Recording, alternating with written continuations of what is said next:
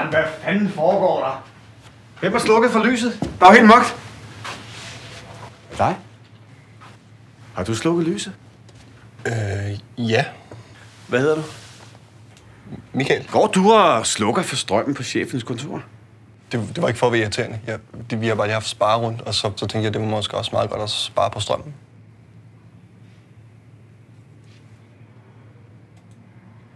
Okay, folkens. Listen up, folks! Det er lige præcis det der, jeg taler om, ikke? Det er lige præcis det der, jeg taler om. Det er sådan noget, der rykker en tættere på toppen. Og det skal belønnes.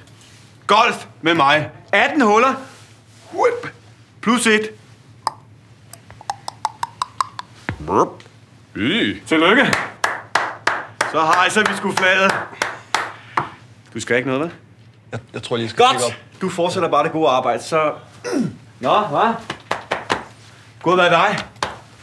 Det blev det ikke. Gør dig uundværlig for din arbejdsplads. Luk vinduer og sluk for elektriske apparater, der unødigt står tændt, inden du går hjem fra arbejde. Så hjælper du din arbejdsgiver til store energibesparelser, og samtidig får chefen nemmere ved at huske dig. Husk, sidste mand lukker og slukker.